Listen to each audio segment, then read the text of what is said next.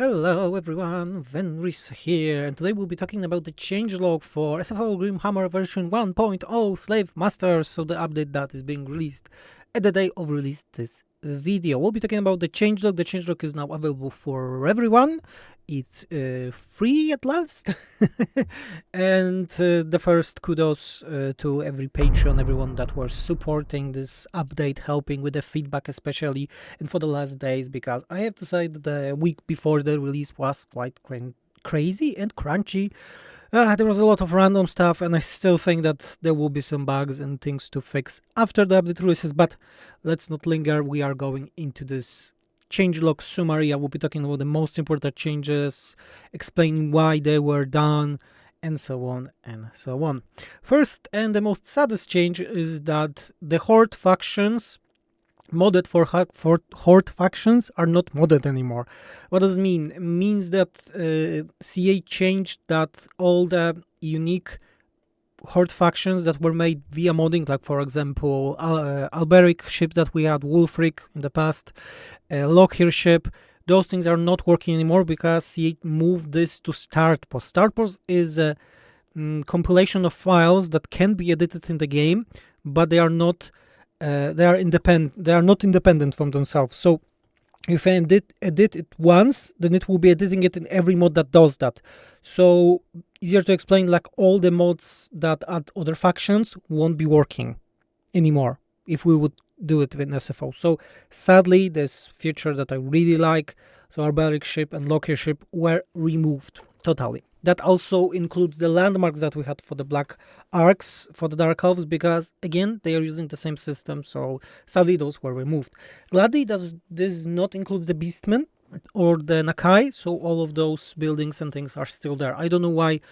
It seems that maybe they are planning something for Lockhear, so that's why the changes, but I don't know why Bretonia was moved in this, but again, we shall see. We got some other changes in this changelog that I will be talking that will be a replacement for the Lockhear and Alberic. That's why I was crunching for the last days to fix those things. Okay. Another big change, thanks to Xenos, we have 11 new options in the SFO mod menu. A lot of options were separated, some of are very extended, some of are entirely new, like random battle conditions, some funny stuff for your replay value for the next time when you're playing. There's really a lot of stuff and a lot of visual improvements, and again, very big kudos to Xenon for improving to the menu and new options. That file was compressed, so it will be smaller than it was, because there are compressing options right now in the modding, so it will be way smaller. All regiment of renowned units in SFO normally gain experience. You don't see it, because if we would make that, you could see it, then the blue cards will disappear and they will be looking like normal units. So they are getting experience even faster, because there was 25% bonus, now it's 100% bonus, so they will be stronger. Total rework all difficulties. I made a video about that. We have the new difficulties. There is a sandbox, no bonuses, normal, hard, and legendary. And they are like, sandbox is you get a lot of bonuses. AI is very stupid. It's just to have fun, very highly accessible. No bonuses makes that you and AI have no bonuses from the starting of the game, so it's like a playing field for everyone. Normal is a previous hard, more or less. Hard is a previous, a bit harder than very hard previous. And legendary is, as it was the legendary, the hardest difficulty in the game there. So the differences between the levels should be a bit better. Several bonuses were added to the Beastman AI. We made that because the problem with the Horde factions overall in this game is that they are stupid. They don't do anything. They don't make buildings, recruit units, and so on. So we make that they are starting stronger. Yes, they will be starting with more troops, more buildings. So it should make them perform and survive a bit longer. Norsca legendary lords received the regiments of the renown sooner. For some of them, it was a change that we had in SFO. Norsca was forgotten. No one knows why. Small nerfs to the siege towers accuracy. Small, but still a substantial nerf that should make those towers a bit less deadly. Small changes to AI bonuses, scaling late game, so they will be scaling more faster late game, slower at the beginning, so the pace should be better. All Chaos Spawn units got a melee defense reduction because they were a bit too strong. Various fixes to skills, both vanilla and SFO.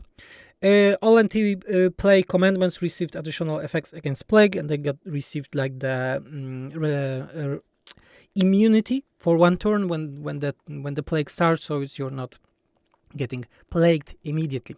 Small changes to cult buildings. No more crazy stacking on some effects. This needs to be removed because I will be talking about in a minute. All rights that cost have gold will scale faster in terms of cost every settlement. So again, to make that you have more spending for the gold and so on. Small changes to technologies contact effects, because some technologies had contact effects for units that already had it, so we remove them or replace them with different effects. Our single entity units will replenish faster in the campaign by around 5% than the infantry and so on. All new abilities received UI improvements, so both from the DLC and also some SFO one. Gabe Sky was helping with those. All post-battle loot was lowered by around 25%. We found out that the players are relying on post-battle loot a bit too much and not on the raid income, which is quite powerful if you do it properly. So we are also increasing the raid income. Yes, you need to spend 1 turn to get a lot of income, but yeah, there can be a situation that your army can pay for itself right now with raiding. So that's the idea. All quest battles can now be auto-resolved. This is a high request by the patrons. So we also have it. Many UI improvements made by Gabe Sky. And Sally Out Garrisons effect was added to many places for some factions, including technologies, sometimes unique effects, sometimes rights, and so on. Many new effects like replenishment or technology points after the battle were added to other places. Again, when there's a DLC released, we usually add the new stuff from the things that we can, from the new DLC options to the older factions, so whole game is on par and still unique. Adjustment to all new traits and skills. That is normal. We added several new skills to some characters like Exalted Hero of Slaanesh, so he's on par with Exalted Hero of Nurgle and so on. Order effects vary will change for many special settlements to be 5 on all tiers instead of 1 to 5, so it's like Aldor, for example, and if it's is occupied by Empire, it will be easier for the beginning for the Empire a bit. But it also goes if you're playing against vampires, so their original settlement will be stronger and harder to get. All buildings that are unique for the faction receive a special frame. This is very small stuff, but makes them more distinctive. Rally attribute. This is a new attribute that makes that a unit is forced to rally back, added to some abilities, not many, but some of them.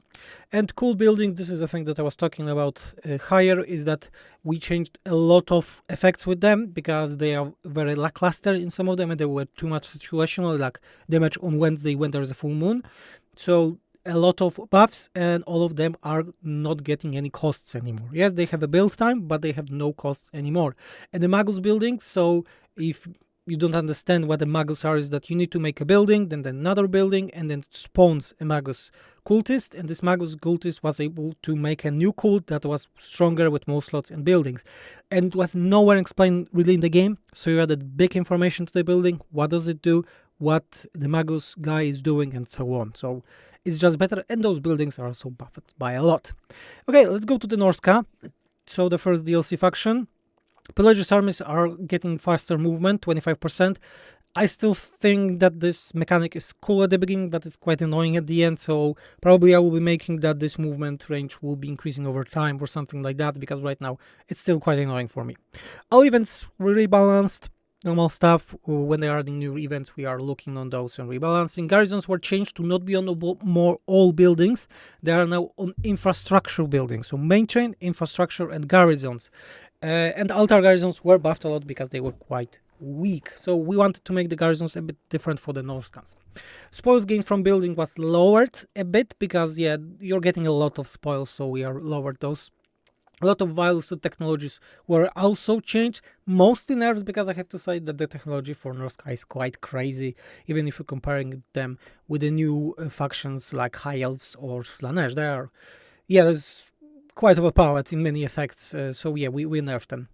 Resources building received additional effects to be on par with other factions because they almost not had those in most cases, so again we are increasing those.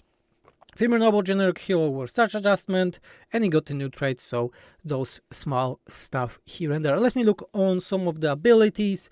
I will be talking only if something is really crazy, but in most cases nothing is, so everything should be fine. Throughout the battle was changed from melee defense to strength. This is the bear ability. Yeah, okay, so if something large is around bear right now, if something that has terror around bear, that he's getting a lot of weapon strength right now, so this is like a bigger change that we had. Overall, nothing much here. Campaign effects for sail were changed. Wind power reserve capacity increase was changed to minimum winds, so it's better. Equipment rank for sorcerers was changed to +5 from +2 because his campaign effects were quite weak. His manipulations, we did not change anything there really. They're fine. I think this is an okay mechanic. I still think that sail is the weakest from all the DLC, and even Norsca lords. I think the fact that they made him monogod, I mean undivided, is just the wrong idea. Okay. With Wulfric, I made a video about that. Plunder SFO resource is back for Wulfric in his unique panel, so quite important. For Frog campaign effects, some of his campaign effects were added to the his building and troll mechanic, so you have a feeling of this progression, and also there were some buffs there, so he getting really crazy with the trolls. As for the Marauder Bearmen, again, I talked about them in a video. Thanks to Gabe Sky, we made them. They are actually changing in the Bearmen, and some entities die there, so there's a mechanic with their replenishing faster in the campaign. Again, a lot of small stuff here and there, about them. Again, made the video. Kurgan Horsemen, again, they will also change to be normal Kurgan Horsemen and Kurgan Horsemen Champions, and there are different tiers of the unit, so we don't have just two the same units on the same tier. Again, I made a video about that. SFO ability, Brutus, Marauder, Berserkers unit. Oh, okay, so this is the Berserkers ROR unit. We got the SFO Sacrifice ability added. This is the ability that we had since in Warhammer 2 even.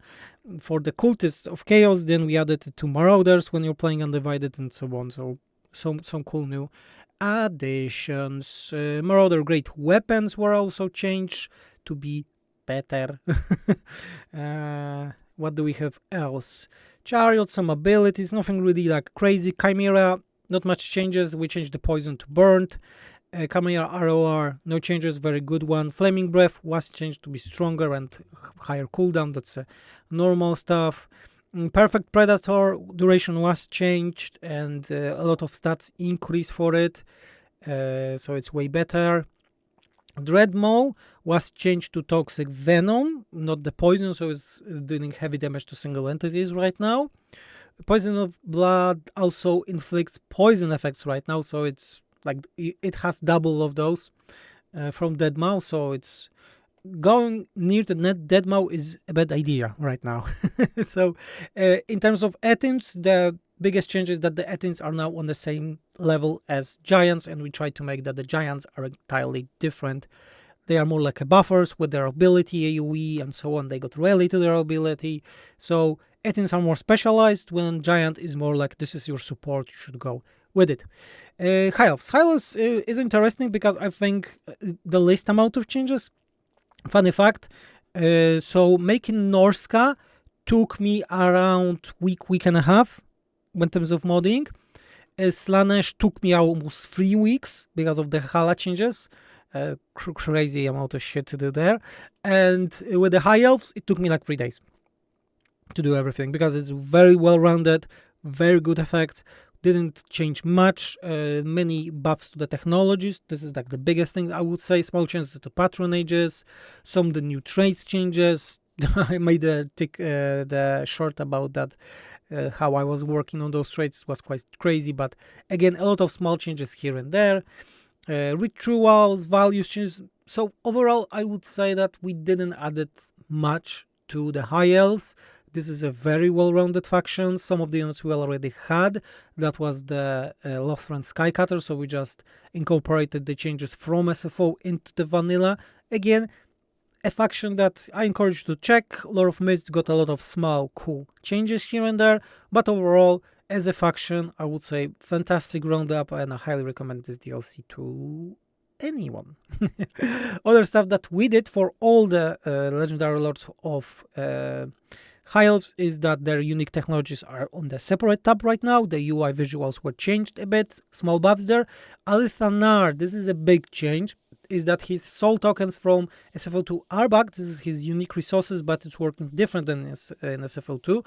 You get it from battles and eliminations, so those contracts on top of the screen that you can kill someone and get the bonuses, and it will be unlocking technologies. But with tokens, the cool thing is that lower the tokens you have, less tokens you have, more bonuses faction weight you are getting. So you need to spend it. You need to spend it all the time, and then with the last technology, you are able to just make that you're not getting it anymore. And that way, you're always on those bonuses again, the full bonuses that you had at the beginning of the campaign. So it's changed a bit. With Tyrion in Texas, we made some changes because sadly Tyrion had a lot of things in SFO, and some of them we had to move. His unique technologies are staying, they are fitting still nicely, but his confederation bonuses sadly were totally removed. As Teclis, his Winds of Magic technology and Winds of Magic itself army abilities were nerfed quite hefty, so they are still there. I think they are fitting with a new panel, but again the whole mechanic was nerfed, but this is still a goal, something that you can go through and try to get. Yeah. So Teclis is having a lot of resources right now. Caradrian, legendary hero, no big changes. As I said, with abilities you can check on yourself. Ship company, a lot of people were asking what we'll do with ship company. I'm saying it right now, we are not doing anything. There's really no need. I think this is a very bloaty unit, not needed for the roster. They are fitting for Iceland, but nothing else. So we are ignoring it a bit. Let's go with the Slaanesh, because Slaanesh, oh my god, this was crazy. As I said, working on the Hala, like content-wise, the Hala is great, but table-wise, oh my god, because of the unit capacities, garrisons, effects on the buildings. Oh my, I have nightmares. I have nightmares thinking about it, how many things were changed that. If you don't know, the Hala is having a 3 factions in one, because she has different minor settlements depending how you want to occupy them. Then you have the palaces, and then you have the Hala version when you confederate someone as the Hala. So all the Slaanesh buildings are converting to those that are hidden in the game. Oh my god, so it's like 3 factions in one. Changing all the values there was really crazy, and the worst thing was also that I was saying in the video that some of the building names were not fitting with the counterpart from the Confederation. For example, Discovery Building normally for the Hala was called Protective, and it's like, look through all of those and find them, which one is which. So you're, oh my god, it's just terrible. But let's go with the whole thing. All vanilla building effects were adjusted to receive additional effects when on low control. Normally in vanilla it was that, for example, you had more income when control is under 50 or above 50, and those were problematic, being honest, because in many cases they were uninteresting, or something like I said, damage on Wednesday in full moon. So we changed that. They're probably, in most cases, are way stronger, and they are on 25% control or below 0 values like that. Again, it will be working better, and you will have more situations to have it. All new effects to reduce seduction cost. Oh, okay, I know. I remember, because seduction is the mechanic of Enkari, the Hala also, but allows you to bribe the units of the enemy to your side, and we added a lot of effects there. So if you will be doing this properly for a very low cost, you will be able to take enemy units during battles. Seductive influence, linking with that, a lot of effects added to it. So with seductive influence is actually worthwhile right now. It will increase your movement, it will lower your seduction cost, it will lower enemy damage against you, and so on. A lot of cool stuff, so it's worth. And it's also seductive influence gain is increased a lot for Enkari especially. Again, this mechanic we want to make that you actually will be doing it, because in vanilla it's quite useless. Some small changes to the Hala here and there. a small nerfs because some of the things were a bit too strong. Her boons, especially army ones, but not the effects. Were just make them more expensive. A lot of effects for the buildings. I talked about that and the craziness. Most vanilla buildings do not have garrisons anymore right now for the Slaanesh. Some of the base building garrisons were buffed, and we use the new effects that we have from this DLC, so we make that some buildings directly buff units in garrisons for Slaanesh. We shall see how it works. If there will be problems, we will be looking at other solutions, but again, we wanted to make the Slaanesh a bit different than other factions, like we just did with the Norsca. Let's hope that it works. Small adjustments to the technology effects, because I would say that it's very balanced, way more balanced than the Norsca, and it's was a bit stronger than the High Elves. We made High Elves a bit on par. We buffed a lot of technologies there. Here, more or less the same. Okay, we didn't make a lot of things. Merge of many small changes with vanilla ones and so on. Yes, some small stuff to the Hala, nothing really crazy. Mask, almost no changes. We just changed that the Allures capacity is not functional right now. It's moved to the Repatriere bonuses, so when you max out the dances. So again, the way to you want to go with more dances, so you get more Allures, and you can allow recruit Allures every time, everywhere when you're playing Mask. Oh, that was terrible. And Kari, I made a video about it. He's getting new panel with the followers for every specific faction, so you can prepare who you want to fight against, increase the diplomacy against them, and so on. I think it's very cool. Striker Legendary Hero, no big changes. Exalted Hero, spoke about them. For the units, no big changes really. But okay, units. The biggest one would be good to devotees. We make that the devotees get the sacrifices, made a video about it, and they are also affected by the shades right now in Dark Elves campaign. So overall, yeah, I like Slaanesh right now, but modding the Hala was insane pain, almost 3 weeks of work, so please no. Let's go with the Dark Elves. Biggest change, 114 new technologies. Yes, this is a lot of unique technologies, most of the tabs unique for your legendary lords, different systems. I made a video about it using slides. I really like it. Linking with that, all rituals are now having special dilemmas to them with a lot of different effects, a lot of different outcomes, really going crazy. Also, slave trade dilemma from Norsca, adjusted a bit, also added to the Dark Elves. Morathi, no much changes in terms of campaign effects, but as I said, the devotees of Slaanesh are now affected by shades for the campaign. Supreme Sorcerers are also able to summon the Keepers of Secrets, and a lot of adjustments to her special dilemmas and events that Morathi is getting. Lockyer, sad part here because we need to remove his ship and his landmark. A lot of changes to his unique skills, changes to on par, and I also make that every black arc that you recruit is having a unique trait right now. So making that they have both effects from themselves, but also for Lockyer, to fill this gap of power that Lockyer had lost because of the black arcs. So we will be thinking about maybe something new mechanic for the Lockyer, but for now he's like full focus on the black arcs. I think it's still fitting for him. Malus, besides of course the new technologies, he got additional control effects for industry and residence buildings, so the industrial one. Kron Helebron, her sacrificial blood SFO resource made that it's increasing post-battle loot but lowering the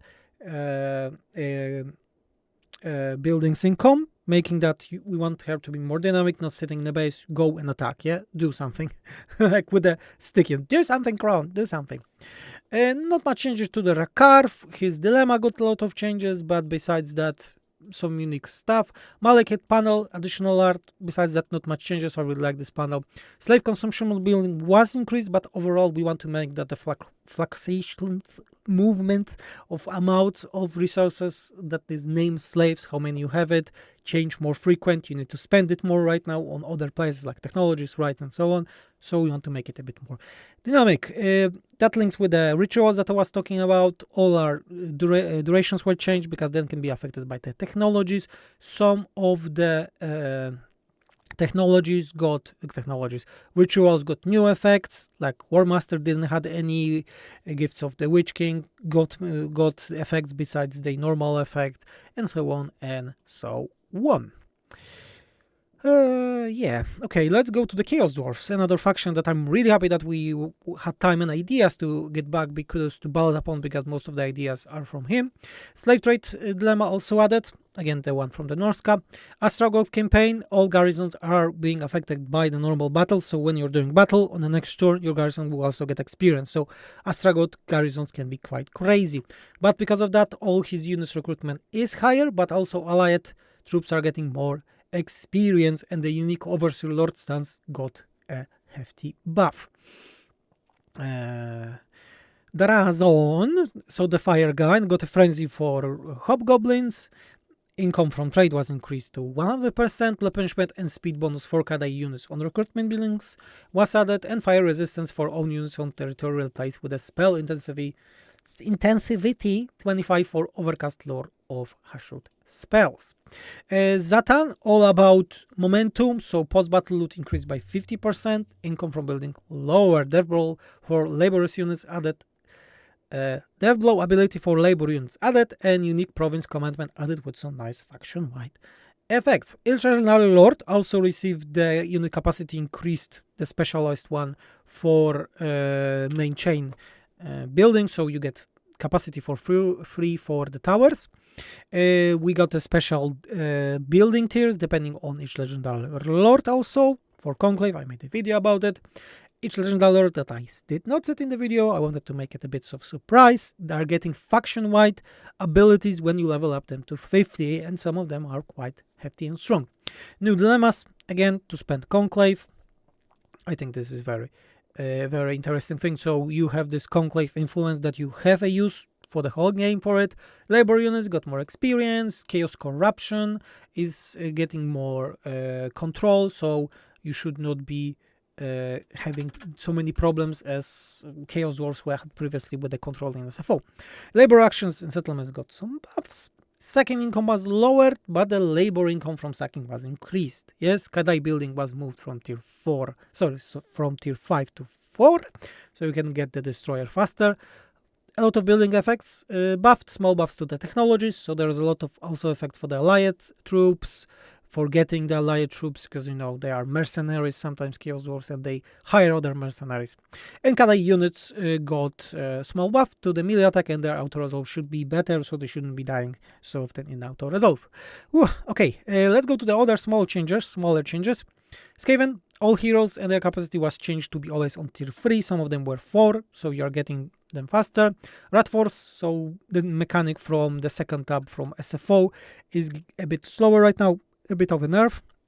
20% you should be getting those technologies slower. Further adjustment to the vanilla dilemmas, and quick unique panel received some additional art and quite a lot of unique icons.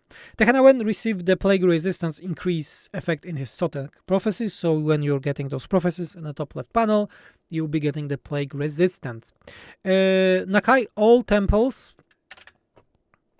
on his vassal receive different effects, and you'll be visually seeing when you'll be deciding which temple you want to dedicate to the vassal, you'll be seeing what effects the settlement will get. Right of Primeval Glory cost was changed to 15k from 20k, so a buff here. Empire, Wolfheart is getting a nice bonuses to his wanted level, so right now they are still having penalties, but the penalties are more about enemies replenishment, leadership, not just being stronger damage, but you are also getting a lot of bonuses, so it's worthwhile to get into the wanted state, and then for those 5 turns, go crazy, yeah? Go crazy and start pillaging. Technology is separated into better tabs, so into tabs for better navigation. Sorry, it's quite late when I'm recording it. So technologies are having a tabs and better navigation. Finally, we did not add more technologies, Being honest, I wanted to make them into 3 tabs. They are into 2 tabs right now, but oh my god, I probably will make a video. Empire technology is such a mess. The naming, coding, it's total spaghetti code. So probably if I would want to make them in separated tabs in the future, I would just need to make them from scratch. Total disaster in my opinion. And some of the technologies, especially the Gods one, received the new effects from the recent DLCs, like the replenishment after battle and other cool stuff. Other thing that I really like, Kairos. Kairos is having had in SFO for quite some time mechanic that when the lords were getting to level 20, they were getting the random cataclysm spells for 10 turns, and we are changing it that it will be triggering not when it's level 20 but always when the lord level is having number 9. If you don't know, number 9 is a number of Tzeentch, and you will be getting those cataclysm spells with a lowered value, lower duration from 4 turns, not 10, but you will be getting them more often right now. So I think it's cool and fitting. And the various buff to many technologies, because Tzeentch was a bit lacking in this department. Demon Prince, yeah, Daniel is getting some stuff. The early game pacing is better. He will be getting more experience, more glory gain, a lot of bonuses. So the early game you will be able to make him working faster, because he's a very powerful faction, especially in SFO, but he needs some help, and this will help a lot. Small buffs to commandment, and ports received a passive gain of undivided glory. Tomb Kings, monument buildings are now no longer having negatives on 1-3 levels, and then only on higher, so this is like a stacking thing, so mechanic, you know. Etc. Special dilemmas are now having cooldown 25 turns, not 50 turns. He is getting a lot of cool effects more often. Alberic, this is linking with the thing that I was talking about from the beginning of the video, about the fact that he suddenly lost his ship, but I think we did something cool last night when my eyes were closing because I was so freaking tired. So every time you're recruiting a new lord right now, you will be getting a special random dilemma. There are a lot of those dilemmas. I think I did like 12, something like that. And you need to decide if you want to do add a bonus to the faction for 10 turns, like for example 10% upkeep reduction, or way stronger effect to Alberic only for 10 turns, like for example minus 30% upkeep reduction for Alberic for 10 turns. And it's every time when you're recruiting a lord. Besides that, we're adding some small thing that I had in plan and on a drawing table for quite some time, is that all lords received a special dilemma trigger on some of their skills. You will see the big notification, and when you do it, you will be getting a random dilemma, and this random dilemma can be one of 4 with different groups, and it's Chaos, Elves, Beasts, or Elves. Or Elves. And when it does, you will have you need to pick a further faction, like for example Norsca if you got Chaos and so on, and you will be getting a special errantry mission. You can do it, you don't need to do this errantry mission, but if you do it, you will get a lot of bonuses. So yeah, I'm linking more with Bretonia, that okay, you want to go into the world, you want to do stuff, you want to get those crazy bonuses for errantry, killing undead, and so on. Undead, it should be. Yeah, it should be undead. Undead, Chaos, Elves, and Beasts. Yeah, okay. So everything is fine. So this is like a small bonus to Bretonia. I really think still that Bretonia is a great faction as SFO, and with this they will have even more nice options. Beastmen, small buffs to the horde buildings, to the technologies, and replenishment after battle. So this, again, new effect from this DLC was added to the Reignition bar on top, so the pacing of the faction is a bit better. And Grand Kathai. Miao and Zhao SFO mechanics received a hefty buffs, so they are a bit better. And yeah, this is the whole changelog. It took a lot of time to talk about it, but I'm quite happy about those changes. And yeah, this thing is being released on February 6th during the stream. As usual, it's 8 p.m. Central European time. We'll be talking about stuff. I will be showing stuff. There will be giveaways as usual. We will have the postcards that you can nicely see right now on the screen, and then we'll release, and I hope everyone will have fun. So yes, everyone, thank you really for the whole support for this last month when this update was being made. It was a really bumpy ride. That's crazy, but I'm happy that we are at the end and all of us will be able to enjoy this free update of SFO GRIMHAMMER free Slave Masters. And again, leave a comment, subscribe the channel. You can always become a patron, and thank you again. I was Venris and I'm out, and I really need to go to bed. Bye.